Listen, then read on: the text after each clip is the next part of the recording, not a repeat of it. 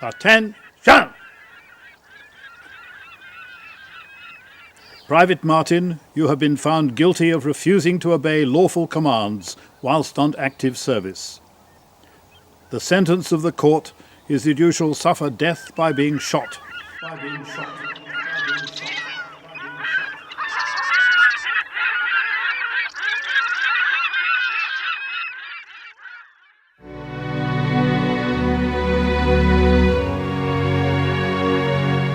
100 years ago, 6 million British men went to war in what was then the bloodiest conflict the world had ever seen.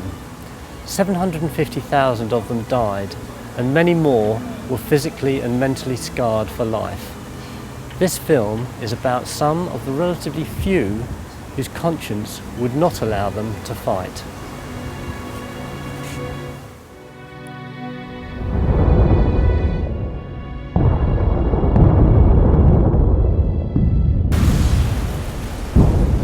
Although initially, many expected the war to be over by Christmas, 18 months later, hundreds of thousands of young men had been killed with no military advantage to show for it. Fewer now volunteered to take their places. The government responded with a law compelling men between the ages of 18 and 41 to go to war. Not put off voluntary enlistment until the last moment. Their chance will be gone. One young man who was unmoved by this advice was Percy Leonard, seen here long after the war was over. In 1914, when war was declared, he lived here with his parents in Gladstone Road, Watford. He was the eldest of 3 children and worked for his father's tailoring business in nearby St Albans Road. The death of a close friend within a few weeks of joining up shook him badly and influenced his thinking about the war. Although he had no friends who shared his opinions, Percy was clear when conscription came that he could not fight.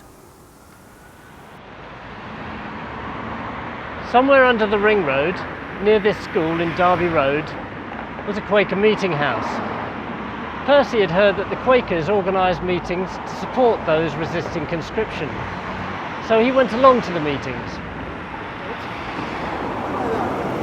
Although the family worshipped at the local congregational church, it was with the Friends that he first found support for his views. They helped him with his application for exemption from the requirements of the Military Service Act, which meant appearing before a military service tribunal. The tribunal met at the council offices in this building on Watford High Street and consisted of men appointed by the local council to hear applications for exemption. Almost without exception, conscientious objectors, or COs, were given very short shrift. Although they were often granted exemption from combatant service, this was insufficient for many COs because they were not willing to do non-combatant work just to free another man to kill and face the bullets. Percy Leonard's application was heard on Wednesday the 22nd of March 1916. It seems the tribunal members may have been even less sympathetic than usual because immediately before Percy's hearing, the proceedings had been disrupted by a crowd of socialists in the public gallery, supporting some of their comrades who had applied for exemption. These men argued from principles of international socialism that the working classes of Britain and Germany had no quarrel with each other and should be united against the capitalists of the ruling class. The chair of the tribunal, Lord Clarendon, saw things rather differently, and constables were summoned to clear the room. The applications were rejected, and the hearings were suspended until the socialists had been ushered out singing the red flag as they went. In any case, when proceedings resumed, Percy's application was also turned down quite abruptly. We often think of religious and political conscientious objectors, the Quakers and the Socialists, for example, as being quite different from each other, and the tribunals treated them differently as well. But were they really so different? I remember seeing scratched on the wall of a cell in Richmond Castle where conscientious objectors had been held, though cowards flinch and traitors sneer, we'll keep Christ's banner flying here. A mix of the red flag and of a radical Christian commitment.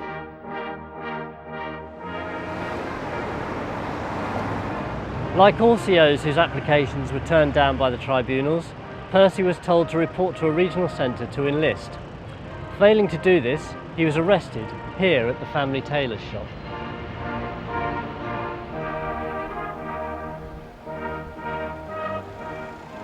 After a night in the cells at Watford Police Station and a brief appearance at the Magistrates' Court, he was taken under military escort to barracks at Bedford. From there, he was transferred to Aldershot, all the while refusing to obey any military orders. He served a prison sentence at Wormwood Scrubs, and for most of the remainder of the war, he was detained on government work schemes for COs at prisons in Warwick, Dartmoor and Wakefield. He accepted work of a kind that was consistent with not supporting the war effort. He endured the Spartan diet and conditions with very little complaint, and he had some freedom of movement. At Wakefield, he began attending Quaker meetings, and along with other COs, he was invited to visit a local Quaker family. On one of these visits, there was an incident in which a mob gathered outside the house, knowing there were COs there. There were threats to burn the house down, and a window was smashed before the crowd was eventually dispersed.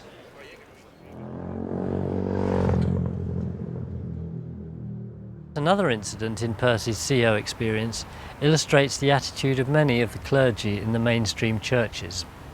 When he returned from Wakefield, he went back to the Congregational Church and describes what happened in this 1974 interview. I wouldn't like to say it was the attitude of the church, but the attitude of the minister was that he did his best to separate my fiancée, she was then, and me. And when I came home at the end, I went to the church on the Sunday, and the minister used to make a practice of going to the door and shaking hands with people as they went out. And when he saw me, he refused to shake hands. It's the last time I went to the church. Why did most of the churches and the clergy seem to set aside their Christian principles and give such wholehearted support to the war? It was true in a number of churches, but it was perhaps particularly true in the Church of England, because the Church of England has a loyalty to the state, which it sometimes confuses with its loyalty to God. The churches could have done very much more in two ways. One, of course, they might have recognised that they as an institution were serving the Prince of Peace, and they might have spoken up for peace and peacemaking much more clearly than they did. They might also have spoken out much more clearly against the persecution of men of conscience. I think that for many hundreds of years, in England it would be the church, but in other countries it would be a different religion, have been affiliated with power, and they've had positions of power. Churches have benefited from that enormously in terms of their views getting made into laws and them having positions of authority individually. Amazing, my own church, the Catholic Church, Pope Benedict XV, couldn't have been clearer. It was a barbaric affair and should have been ended and negotiated. He said it time and again. But the bishops in the churches locally, they all said, "Oh, Pope's off his head," sort of thing.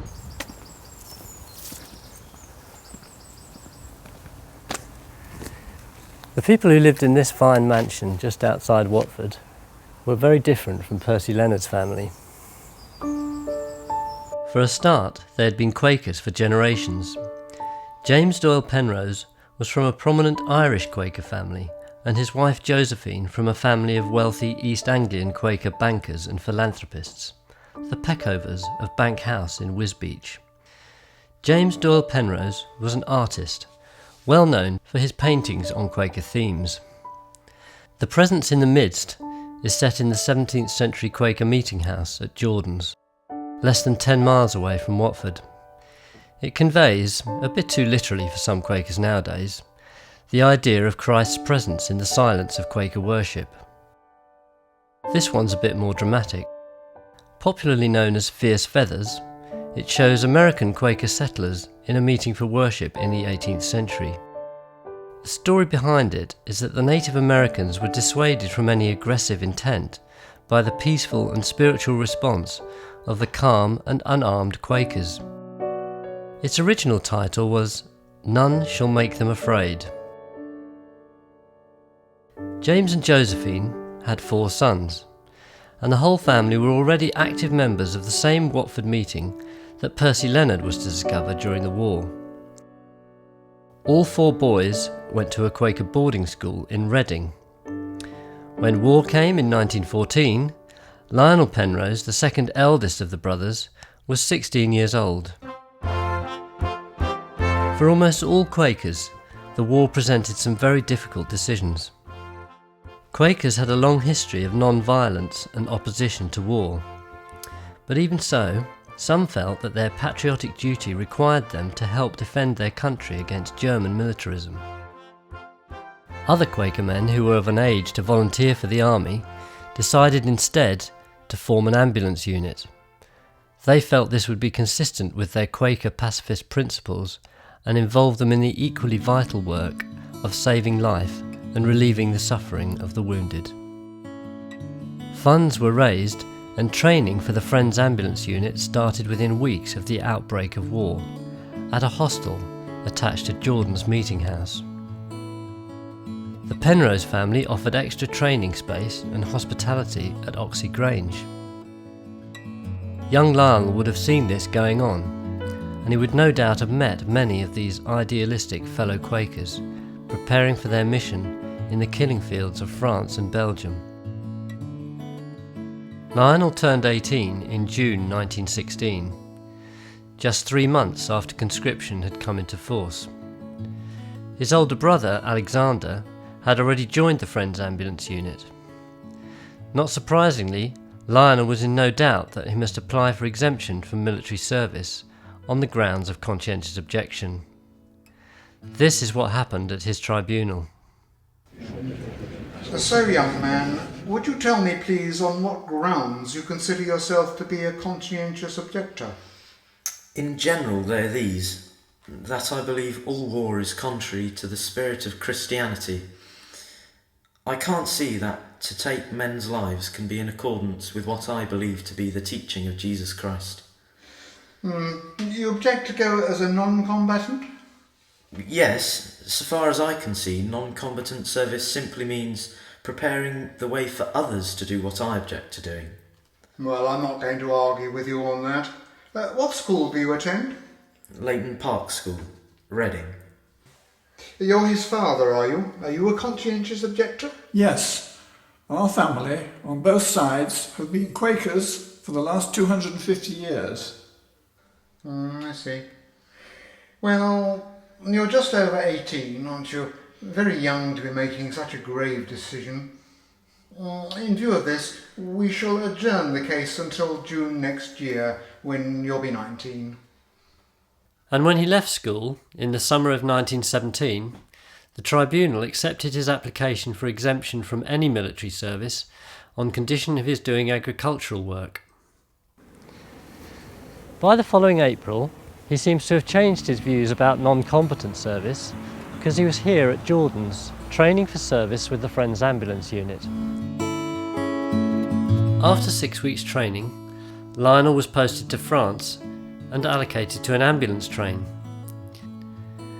By 1918, there were more than 30 of these trains in France, carrying sick and wounded soldiers from frontline dressing stations to hospitals behind the lines, and also to the Channel ports, where the more serious cases could be returned to Britain. They varied in standard from converted trucks like this one, to clean, well-equipped wards on wheels. Some were put on show to impress the public at home, so the one in this picture would have looked very different in active service. Several trains were staffed entirely by members of the Friends Ambulance Unit. Lionel drew a sketch map of the routes covered by his train, Ambulance Train 5. He kept a diary, but most of the entries are quite short and factual, with little mention of the suffering he would have seen. He also made sketches and pastel drawings of his train and of some of the destruction he witnessed.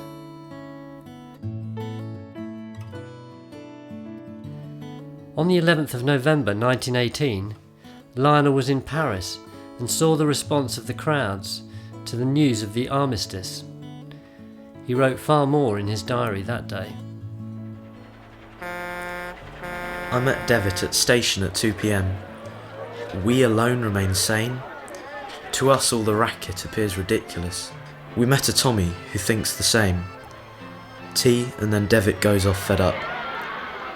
My curiosity goads me to wander for miles through dense intoxicated crowds until I too am sick with the smell of spirits, the crushed flags, the broken glasses, the glistening eyes of the crowd, the hideous laughter and shouts. Men and women turned into lunatics. This is peace. So far we've heard the stories of two young men from different backgrounds who chose different paths in resisting the call for military service. Were they cowards and cranks, avoiding the sacrifice demanded of so many others? Or were they men of principle, standing against the tide of public opinion and the full weight of the law? It would be a very, very strange coward or crank who would go through the misery of being despised by their neighbours, having tomatoes thrown at them. What crank or coward is going to go through that? Everybody recognises that most of the men who fought also fought very courageously, and they had courage. This was a different kind of courage. It was a courage to stand up for what was immensely important to them and to take whatever the consequences, even if the consequences were the firing squad, as they were promised. My own interest in World War I and conscientious objection goes back to my childhood, when I met an elderly man here, where the Quakers met at the Memorial Hall. I was about 10 when I got to know Howard Martin, an elderly widower, a friend of our family, who would sometimes, if you asked him, tell you about some remarkable experiences of his own from the Great War. Howard had one son, but he died quite young and didn't have any children. So I'm really excited to discover that he does have a surviving relative, a cousin, Charlotte Martin, and I'm on my way to meet her now. I first knew him just as Cousin Howard, and didn't know his story. And then I remember my parents one night saying that they'd arranged for us to go and see a documentary which had been made about him and about other conscientious objectors. And I remember being absolutely spellbound as a series of conscientious objectors, not just Howard, told their stories. And I couldn't believe what he'd been through. In 1915, Howard was a 29-year-old bank clerk commuting to London from the brand new Metroland suburb of Pinner. His story is unique. He was born in London, an only child, and like Percy Leonard's parents, his mother was a Congregationalist. His father, though, was a Quaker shopkeeper, and Howard had grown up with strong pacifist principles.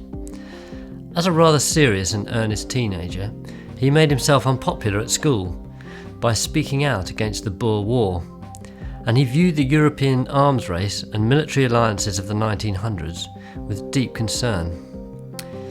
Even before conscription was introduced, Howard was a member of the No Conscription Fellowship, formed early in the war to oppose government plans for compulsory military service and to represent the young men who were prepared to face the consequences of refusing to fight. You found the ranks of the No Conscription Fellowship were made up of men from every conceivable angle of life.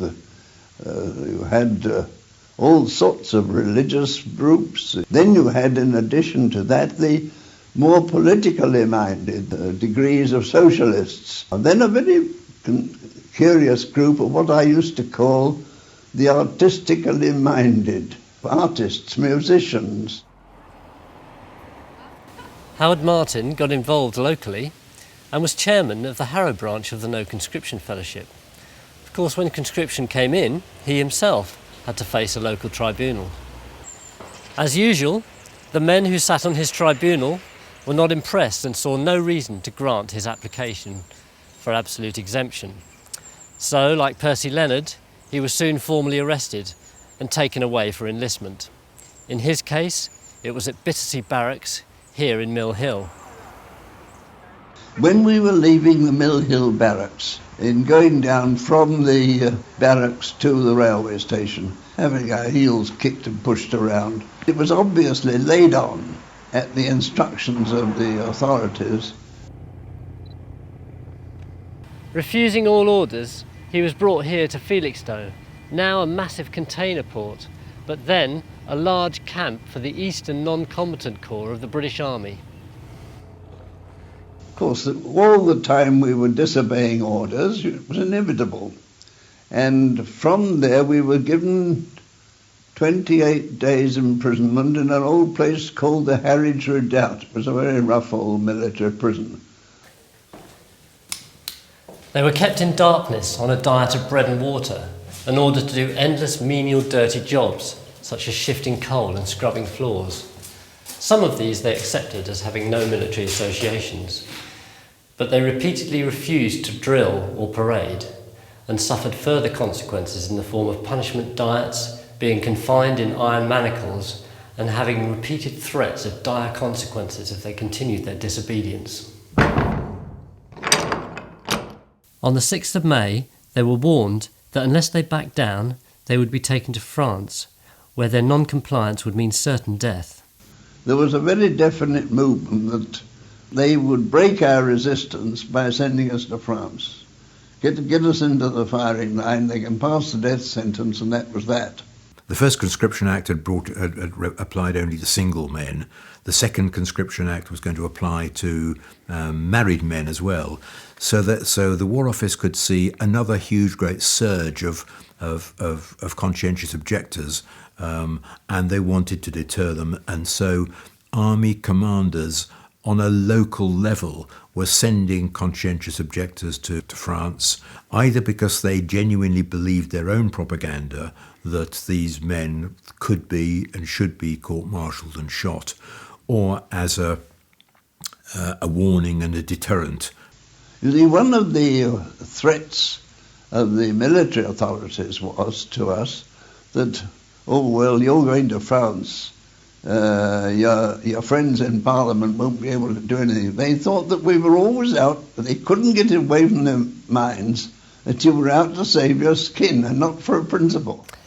And before dawn the following morning, 17 of the men, including Howard Martin, were duly escorted to the station at Felixstowe, where they joined an ostensibly routine trainload of other non-combatant corps men bound for France.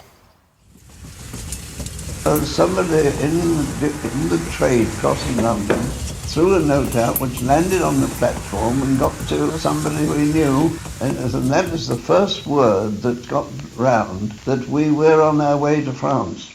The exact contents of the note are not known, and it could easily have disappeared unnoticed or fallen into the wrong hands.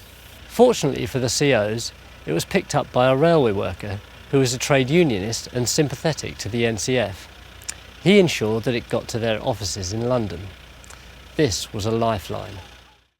It enabled the NCF to raise the alarm through its weekly journal, The Tribunal, and to get questions asked in Parliament by the handful of MPs who had remained on their side when conscription became law. Catherine Marshall had been a non-militant women's suffragist leader before the war and was now working with the NCF. She was well known to senior politicians, including the Liberal Prime Minister Herbert Asquith, and she was able to get a meeting with him. It's clear that Asquith was very unwilling for conscientious objectors to be sent to France and thereby become liable to be court-martialed for disobedience, sentenced to death and shot. Whereas the War Office was quite keen that this should happen in order to deter the others. With a major offensive being planned on the Somme as a knockout blow to win the war, the last thing Asquith needed for national unity in the war effort was a procession of martyrs and a divisive public outcry. A face-saving way out had to be found. During weeks of delay, the COs in France were subjected to further punishments in an attempt to coerce them into submission. They thought that by threatening us in one way or another, they would break the resistance, and that had settled the matter. Well, of course it didn't. It simply stiffened resistance. We were given 28 days field punishment. Now, field punishment can be a very nasty thing. And there the prisoners are tied up for 3 nights out of 4, tied up maybe to a fence or to ropes with their arms extended and their feet tied together, and they may be tied back to back. It varies in form. Finally, after a few more days, we were taken out to the parade ground and then under escort taken out one by one to the middle of the square. I was the first of them. An officer in charge of the proceedings read out various crimes and misdemeanours, refusing to obey the lawful command and disobedience at Boulogne and all so on and so forth. And then the sentence of the court is to suffer death by being shot. Then there was a suitable pause. And that's that. This sentence confirmed by the Commander-in-Chief. By the Commander-in-Chief. That double sealed it now. And then another long pause. Commuted to penal servitude for 10 years. Take him away. Back in England, Howard had more tough times ahead, in prisons and CO work camps. He didn't have to serve 10 years of penal servitude, but he wasn't released until many months after the end of the war. For the 35 men who were sentenced to death in France and then had their sentences commuted to 10 years penal servitude, for them, right up to the very moment of facing the firing squad, it was a real possibility, and they didn't flinch. The total number of conscientious objectors in the whole of Britain in World War I was no more than 20,000, not enough to fill Watford's present-day football stadium. 84 of them died from their treatment in military custody, prisons and work camps. As for Watford, the records are patchy regarding the political and religious motivations of the 70 or so COs who appeared before tribunals. Socialists, Quakers and Seventh-day Adventists were well represented, along with a scattering of others. The men who fought and those who supported them are remembered for their courage and sacrifice. None of our 3 COs would have seen themselves as heroes. But whatever their politics or religion, the war resisters had a vision of a world in which killing could have no place in resolving human conflict. A century on, from the war to end wars, is that world any nearer?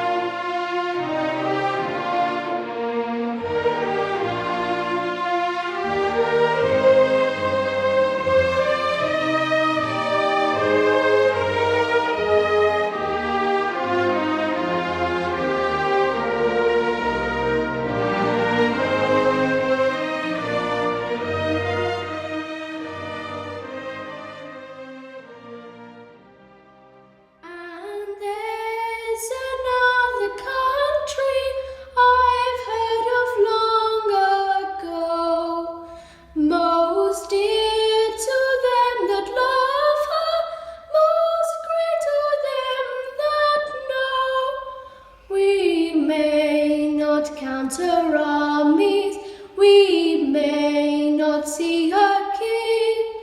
Her fortress is a faithful heart, her pride is suffered.